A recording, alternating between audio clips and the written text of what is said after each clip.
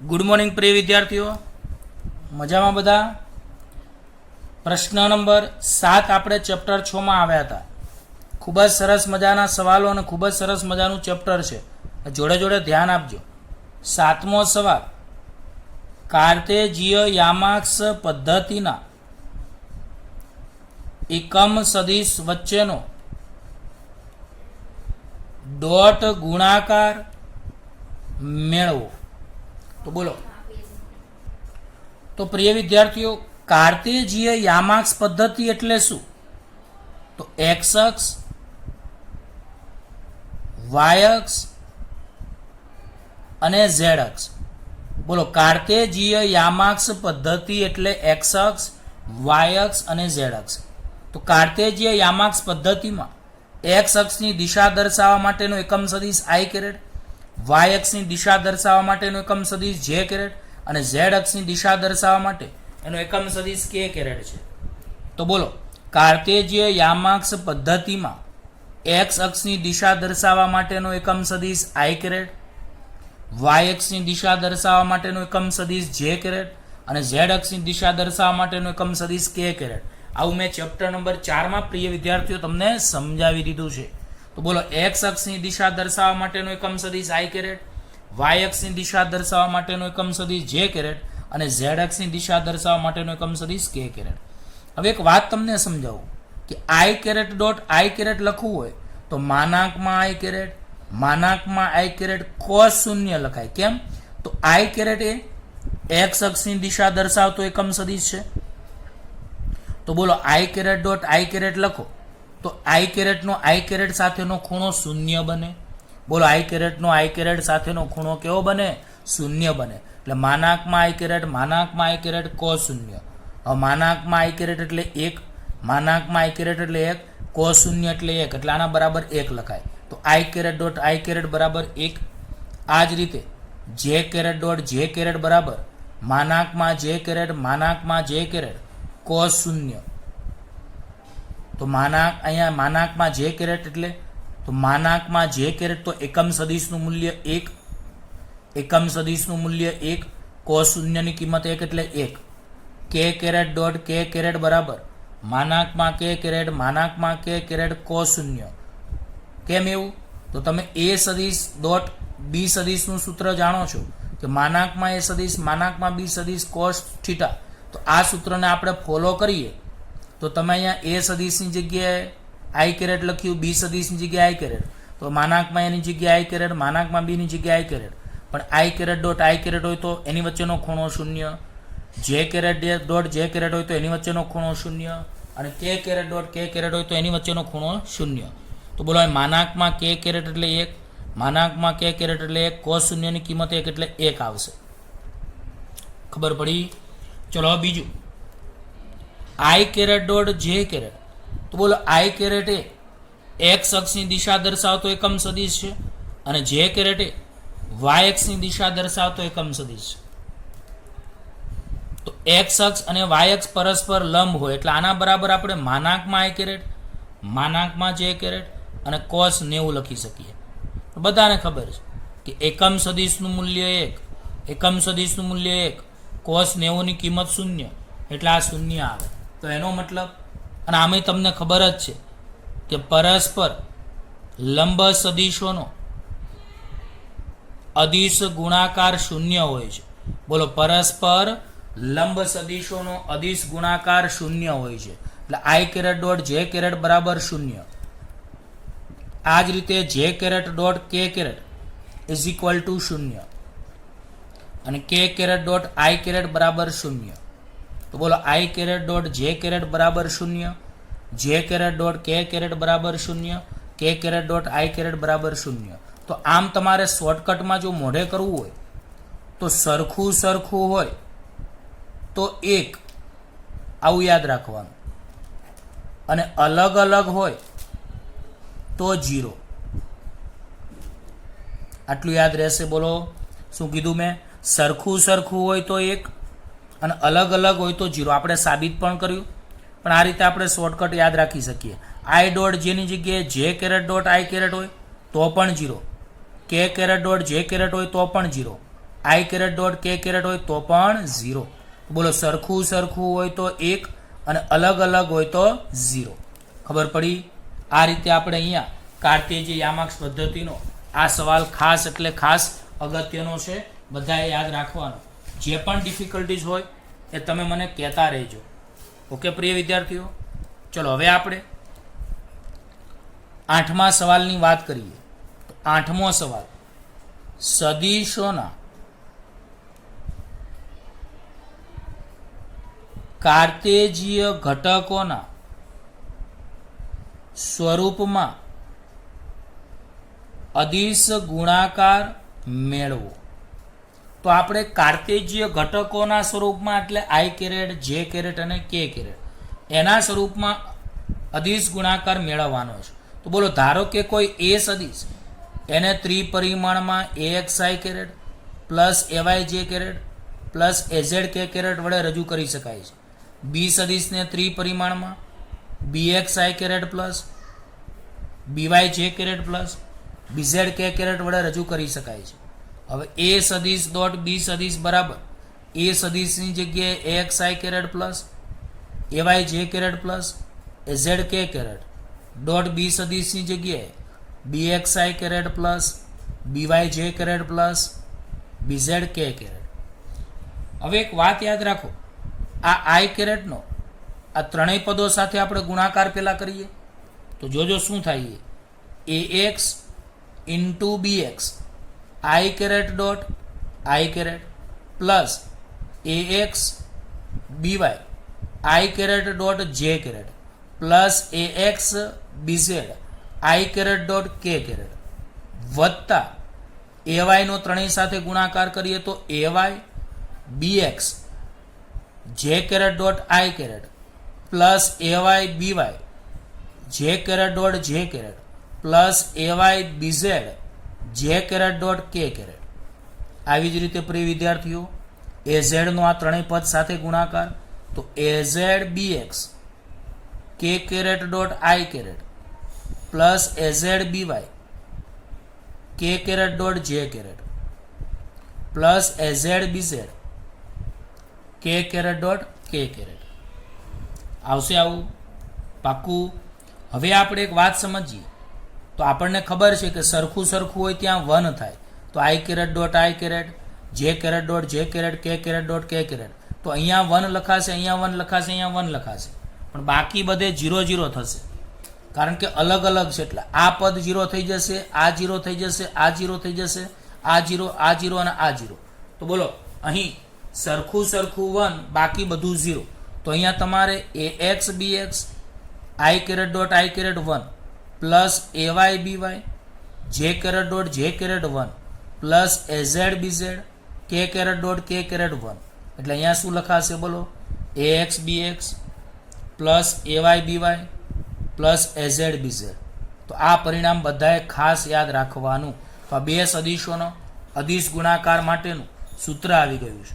તો તમે મને કહો આઈ કેરેટ ડોટ આઈ કેરેટની જગ્યાએ 1, જે કેરેટ ડોટ જે કેરેટની જગ્યાએ 1, કે કેરેટ ડોટ કે કેરેટની જગ્યાએ 1, બાકી અલગ અલગ હોય તો 0 0. તો મેં તમને કહ્યું કે આઈ કેરેટ ડોટ જે કેરેટ આઈ ડોટ કે કેરેટ જે કેરેટ ડોટ આઈ કેરેટ જે કેરેટ ડોટ કે કેરેટ કે કેરેટ ડોટ આઈ કેરેટ અને કે કેરેટ ડોટ જે કેરેટ.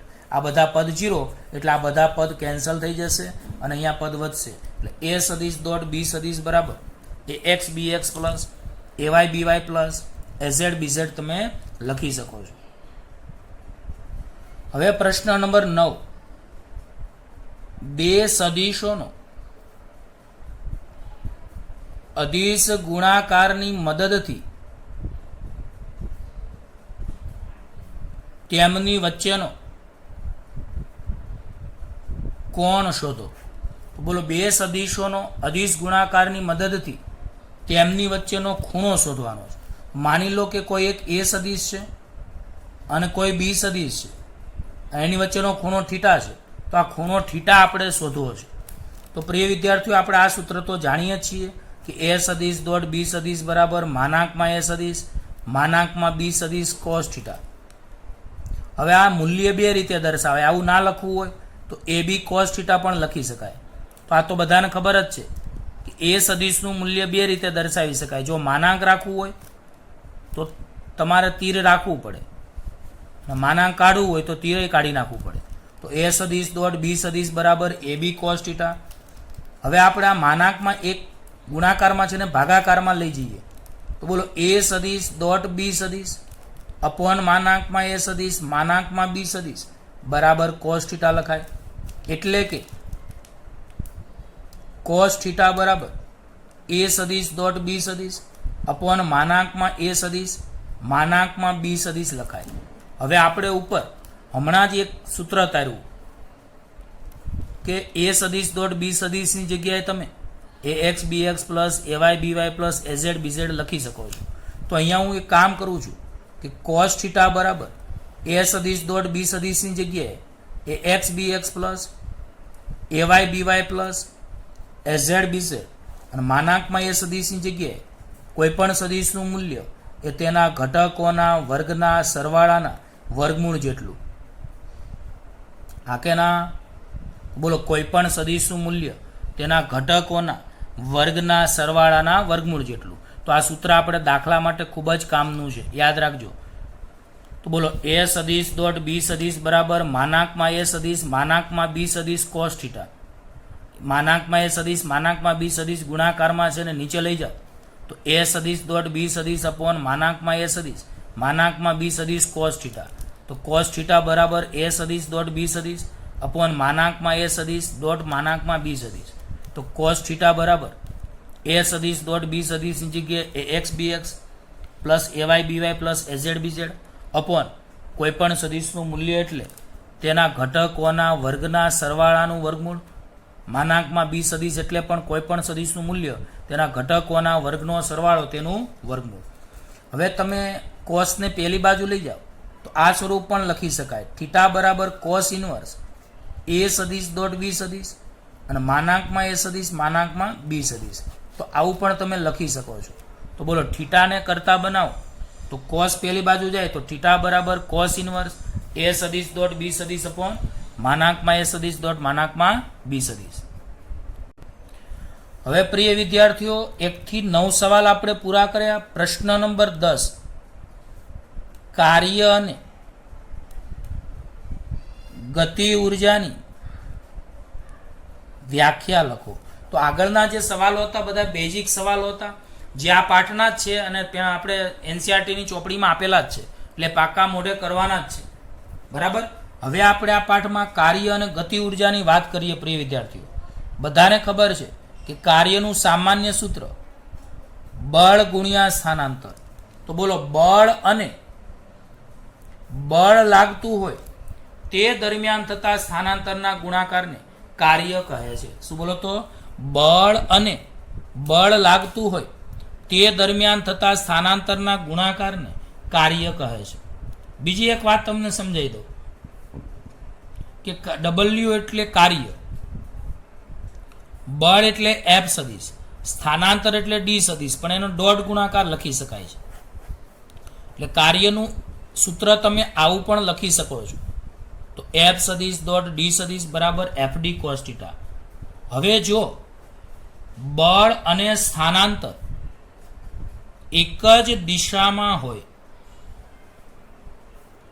તો થીટા શૂન્ય આવે, એટલે કે કોસ થીટા બરાબર કોસ શૂન્ય બરાબર 1, એટલે કે ધન આવે. તો બોલો એક જ દિશામાં હોય બળ અને સ્થાનાંતર તો બોલો કાર્ય કેવું આવે? ધન આવે. બીજો મુદ્દો કે જો બળ એફ સદિશ અને સ્થાનાંતર પરસ્પર વિરુદ્ધ દિશામાં હોય તો ખૂણો 180 એટલે કે પાય આવે. તો કોસ થીટાની જગ્યાએ કોસ પાય એટલે કે કોસ 180 જેની કિંમત -1 હોય. તો આ બધા કિંમત તો આપણે લોક ટેબલમાં છે જ. અને કોસની કિંમત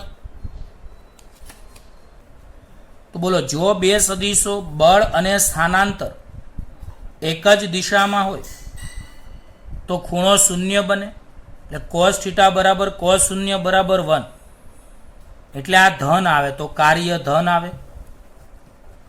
જો બળ અને સ્થાનાંતર પરસ્પર વિરુદ્ધ દિશામાં હોય તો ખૂણો 180 બને, એટલે cos થીટા બરાબર cos પાઈ બરાબર cos 180 -1 થાય, એટલે કાર્ય ઋણ આવે.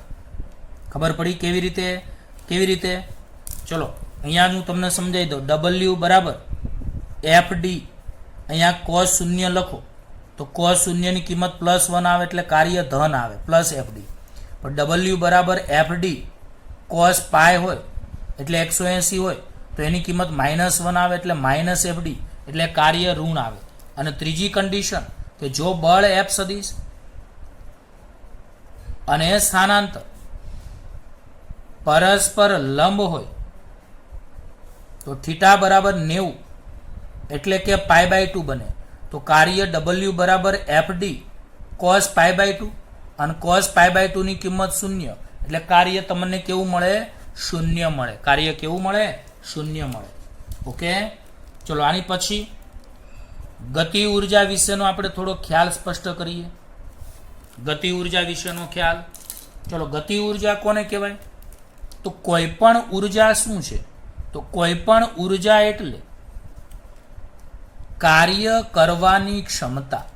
બોલો, કોઈ પણ ઉર્જા એટલે કાર્ય કરવાની ક્ષમતા.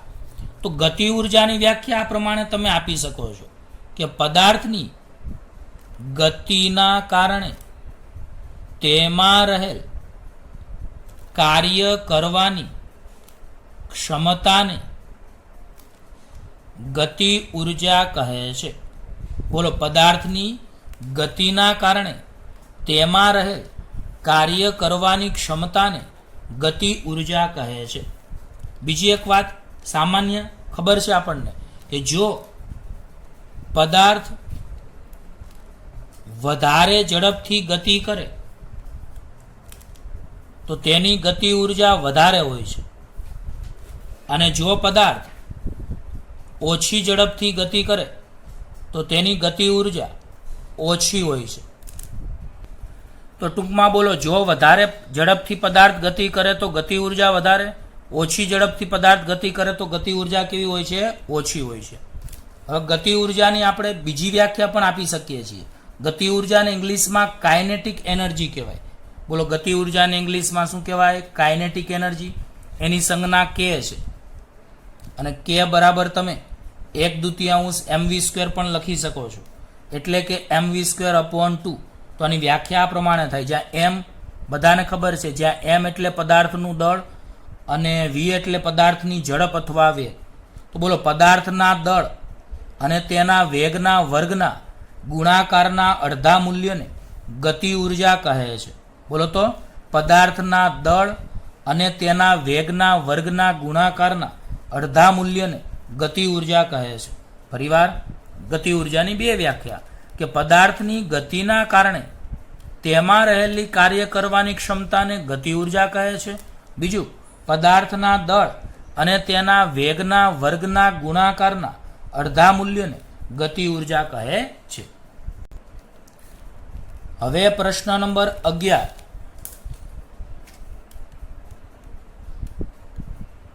કાર્ય ઉર્જા પ્રમેય સમજાવો. કાર્ય ઉર્જા પ્રમેય સમજાવો. તો બોલો, સુરેખ ગતિ માટે આપણે કાર્ય ઉર્જા પ્રમેયની ચર્ચા કરીએ. તો ધારો કે પ્રારંભિક વેગ u થી ગતિ કરતો પદાર્થ અચળ પ્રવેગ a થી ગતિ કરીને v વેગ પ્રાપ્ત કરે તે દરમિયાન તે s જેટલું સ્થાનાંતર કરે છે. તો બોલો, ધારો કે કોઈ પદાર્થ કે જેનો પ્રારંભિક વેગ u છે, તો કોઈ પદાર્થ પ્રારંભિક વેગ u થી ગતિ કરતો પદાર્થ અચળ પ્રવેગ a થી ગતિ કરીને v વેગ પ્રાપ્ત કરે છે, અને આ ગતિ દરમિયાન તે s જેટલું સ્થાનાંતર કાપે છે. તો આપણે ઓલું ગતિનું ત્રીજું સમીકરણ v² - v02 બરાબર 2ad જાણીએ છીએ. બોલો, આમાં અંતિમ વેગ v² આપેલો છે, પ્રારંભમાં વેગ u² છે, 2 ના 2 પ્રવેગ a ની જગ્યાએ a અને d ની જગ્યાએ s, તો v² માઇનસ u² બરાબર 2as. હવે આપણે સમીકરણની બંને બાજુ m/2 વડે ગુણતા તો અહીંયા તમે m/2 v² minus m/2 u² બરાબર 2as ઇન્ટુ m/2. બોલો સમીકરણની બંને બાજુ m/2 વડે ગુણતા, બોલો સમીકરણની બંને બાજુ m/2 વડે ગુણો તો m/2 v² minus m/2 u² બરાબર 2as અને m/2. બોલામાં બે બે ઉડી જાય તો આને ગોઠવણી કરો તો 1/2 mv² માઇનસ 1/2 mu² બરાબર ma ઇન્ટુ s. હવે 1/2 mv² ને અંતિમ ગતિ ઉર્જા kf કહેવાય, 1/2 mu² ને પ્રારંભિક ગતિ ઉર્જા ki કહેવાય અને ma એટલે બળ f ઇન્ટુ s. તો પ્રિય વિદ્યાર્થીઓ, kf એટલે અંતિમ ગતિ ઉર્જા, ki એટલે પ્રારંભિક ગતિ ઉર્જા અને આને કહેવાય બળ ગુણ્યા સ્થાનાંતર. તો બધાને ખબર હશે કે બળ ગુણ્યા સ્થાનાંતર એટલે તમે શું લખી શકો? કાર્ય. આ કે ના લખાય કે ના લખાય આવું? તો બોલો kf માઇનસ ki બરાબર w. તો આને કહેવાય ગતિ ઉર્જાનો ફેરફાર એ કાર્ય જેટલો હોય છે. તો આ જે સમીકરણ આવ્યું આને આપણે કાર્ય ઉર્જા પ્રમેય કહેવાય છે. તો યાદ રાખજો કે કાર્ય ઉર્જા પ્રમેય શું છે? તો કાર્ય ઉર્જા પ્રમેય એ પદાર્થની ગતિ ઉર્જામાં થતો ફેરફાર એ તેના પર લાગતા ચોખ્ખા પરિણામી બળ વડે થતા કાર્ય જેટલો હોય છે, જેને કાર્ય ઉર્જા પ્રમેય કહે છે. બોલો તો ફરીવાર, તો કાર્ય ઉર્જા પ્રમેય એ પદાર્થની ગતિ ઉર્જામાં થતો ફેરફાર ડેલ્ટા કે અને તેના પર લાગતા ચોખ્ખા પરિણામી બળ વડે થતા કાર્ય જેટલો હોય છે, જેને કાર્ય ઉર્જા પ્રમેય કહે છે. અને બીજી રીતે કેવું હોય તો અથવા બીજી રીતે આ રીતે કહેવાય છે કે ઉર્જાનો વ્યય કરતા બળોની ગેરહાજરીમાં પદાર્થ પર પરિણામી બળ વડે થતું કાર્ય એ પદાર્થની ગતિ ઉર્જાના ફેરફાર જેટલું હોય છે. તો બોલો તમે શું કહી શકો છો કે ઉર્જાનો વ્યય કરતા બળોની ગેરહાજરી એટલે ઘર્ષણ બળ ન હોય. ઘર્ષણ બળ એ શું કરે? ઉર્જાનો વ્યય કરે. તો ઉર્જાનો વ્યય કરતા બળોની ગેરહાજરીમાં પદાર્થ પર પરિણામી બળ વડે થતું કાર્ય એ ગતિ ઉર્જાના ફેરફાર જેટલું હોય છે, જેને કાર્ય ઉર્જા પ્રમેય કહે છે. ફરીવાર, કાર્ય ઉર્જા પ્રમેયનું બીજું સ્વરૂપ કે ઉર્જાનો વ્યય કરતા બળોની ગેરહાજરીમાં પદાર્થ પર પરિણામી બળ વડે થતું કાર્ય એ પદાર્થની ગતિ ઉર્જાના ફેરફાર જેટલું હોય છે, જેને કાર્ય ઉર્જા પ્રમેય કહે છે. તો આ ખાસ યાદ રાખજો. હવે આપણે આ સુરેખ ગતિ માટે કાર્ય ઉર્જા પ્રમેય ભણ્યા. હવે ત્રિપરિમાણમાં થતી ગતિ માટે અંતિમ વેગ v, પ્રારંભિક વેગ u, પણ અહીંયા સદિશ સ્વરૂપ એટલે ડોટ આવશે, જ્યાં v એટલે અંતિમ વેગ, u એટલે પ્રારંભિક વેગ, a સદિશ એટલે અચળ પ્રવેગ અને d સદિશ એટલે સ્થાનાંતર. હવે આમાં સમીકરણમાં પણ બંને બાજુ m/2 વડે આપણે ગુણીએ તો બોલો બંને બાજુ m/2 વડે ગુણો તો m/2 v² minus m/2 u² બરાબર 2a સદિશ ડોટ d સદિશ બરાબર m/2. તો અહીંયા બે બે ઉડી જાય. અહીંયા ગોઠવણી કરો તો 1/2 mv², અહીંયા 1/2 mu², અહીંયા તમારે ma સદિશ ડોટ d સદિશ થઈ જાય અને આને તમે f સદિશ કહી શકો, આને d સદિશ, આને અંતિમ ગતિ ઉર્જા kf અને આને પ્રારંભિક ગતિ ઉર્જા ki અને આને તમે કાર્ય કહી શકો છો. તો આ ત્રિપરિમાણમાં પણ ગતિ ઉર્જાનો ફેરફાર એ કાર્ય જેટલો તમે અહીંયા સાબિત કરી શકો છો. ખબર પડી પ્રિય વિદ્યાર્થીઓ? આ રીતે આપણે સમજી શકીએ છીએ.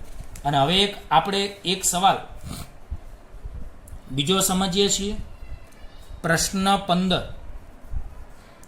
કાર્યના mks CGS એકમો જણાવી તેની વ્યાખ્યા અને પારિમાણિક સૂત્ર જણાવો. તો એક વાત તમને સમજાવી દો કે કાર્ય એટલે W બરાબર બળ ગુણ્યા સ્થાનાંતર. ગુજરાતીમાં કાર્ય એટલે બળ અને સ્થાનાંતરનો ગુણાકાર. તો કાર્યનો એકમ જૂલ છે, બળનો એકમ ન્યૂટન છે, સ્થાનાંતરનો એકમ મીટર છે. ન્યૂટન ના લખવું હોય તો તમે કિલોગ્રામ મીટર સ્ક્વેર પ્રતિ સેકન્ડ સ્ક્વેર કિલોગ્રામ મીટર પ્રતિ સેકન્ડ સ્ક્વેર લખી શકો ઇન્ટુ મીટર. એટલે ગોઠવણી કરો તો કિલોગ્રામ મીટર સ્ક્વેર પ્રતિ સેકન્ડ સ્ક્વેર થશે. પણ હવે આપણે જૂલની જગ્યાએ અર્ગ લખીએ તો આ એમકેએસ એકમ છે અને આ સીજીએસ એકમ છે. તો ન્યૂટનની જગ્યાએ ડાઇન લખાય, મીટરની જગ્યાએ સેન્ટીમીટર, અને આજે એકમ આવે એની જગ્યાએ ગ્રામ, સેન્ટીમીટર સ્ક્વેર, સેકન્ડ સ્ક્વેર લખાય. તો ફરીવાર શાંતિથી સમજો, આપણે ઉતાવળ નથી. કાર્ય બરાબર બળ ગુણ્યા સ્થાનાંતર. કાર્યનો એકમ જૂલ, બળનો એકમ ન્યૂટન, સ્થાનાંતરનો એકમ મીટર. આ એમકેએસ એકમ છે. ન્યૂટનની જગ્યાએ તમે કિલોગ્રામ મીટર પ્રતિ સેકન્ડ સ્ક્વેર ઇન્ટુ મીટર, તો કિલોગ્રામના કિલોગ્રામ, મીટર ગુણ્યા metre, metre square upon second square, એટલે kilogram metre square upon second square લખી શકો છો. સીજીએસ એકમ gram centimetre square upon second square લખી શકો છો. તો બોલો, એક જૂલની આપણે વ્યાખ્યા આપીએ. જૂલની જગ્યાએ સીજીએસ એકમ અર્ગ, ન્યૂટનની જગ્યાએ સીજીએસ એકમ ડાઇન, મીટરની જગ્યાએ સેન્ટીમીટર. તો ચલો, એક જૂલની વ્યાખ્યા આપી હોય તો શું આપી શકાય? તો બોલો, એક ન્યૂટન બળની અસર હેઠળ બળની દિશામાં કણનું સ્થાનાંતર 1 મીટર હોય તો થયેલા કાર્યને 1 જૂલ કહેવામાં આવે છે. બોલો તો, એક ન્યૂટન બળની અસર હેઠળ બળની દિશામાં કણનું સ્થાનાંતર 1 મીટર હોય તો થતું કાર્ય 1 જૂલ છે તેમ કહેવાય. આ જ રીતે એક ડાઇન બળની અસર હેઠળ બળની દિશામાં કણનું સ્થાનાંતર 1 સેન્ટીમીટર હોય તો થતું કાર્ય 1 અર્ગ છે તેમ કહેવાય.